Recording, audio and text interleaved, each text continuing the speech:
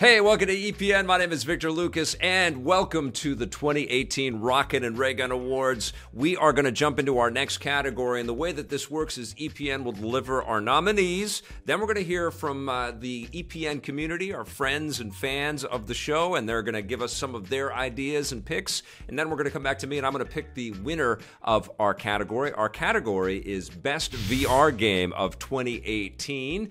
Moss, developed and published by Polyarc. Astrobot Rescue Mission, developed by Japan Studio and published by Sony Interactive Entertainment. Beat Saber, developed and published by Beat Games. Firewall 0 Hour, developed by First Contact Entertainment and published by Sony Interactive Entertainment.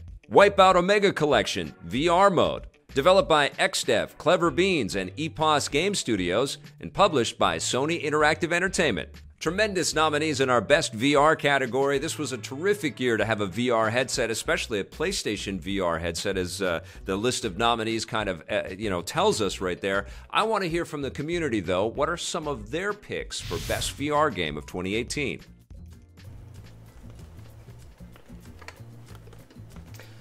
My pick for Best VR Game of the Year has nothing to do with the Virtual Boy. It has everything to do with Tetris. Tetris Effect. Tetris Effect, because Tetris and VR were made to be put together. I love Tetris a lot.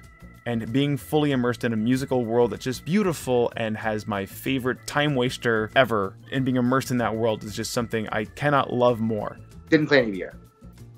My pick for the best virtual reality game of the year is Beat Saber. I would say the VR promise is much easier to sell with games as simple and brilliantly executed as this. I recently went to Tokyo for a vacation and went to all of its arcades to check out so many crazy Bimani games. They don't let up over in Japan with ideas that use hands and bodies and all kinds of stuff, but I would still argue that Beat Saber's premise of DDR for your hands in your home is cooler than anything in the land where DDR was born. That's about as high of praise as I can offer. Astrobot, I have to mention really quickly, as a very, very close second place. Astrobot has to win Best VR Game of the Year. Not only that I love platformers, and as a game it's incredibly well designed even without the VR features, those add another aspect that makes the game even more charming. I was a skeptic before VR, but once I tried this game, the smile could just not be wiped off my face. Getting VR for Christmas, though, this might be the year.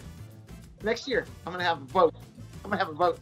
Santa's coming through, at least I hope. This year was a banner year. Moss, Firewall, Tetris Effect, so many amazing VR games, but for us, the best VR game period for the year was Beat Saber. You look like an idiot playing it, but you feel like a badass, right? When you're in there, when you're I do it every morning now as a way to wake up and get a little bit of exercise before I eat a million chicken wings. The soundtrack, Beat Saber is incredible. If you have the means, buy this game. So my best VR game of the year, PS4 game and game of the year, has to go to The Persistence. It's a stealth action roguelike.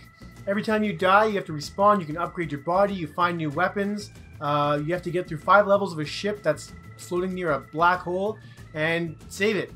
It gets crazy, the enemies get nuts. The stronger you get, the more of a badass you feel, but it still makes you cower and you feel weak, and it's great and awesome and fun, and I can't get enough of it. Babe, I'm getting VR for Christmas, right? For Christmas!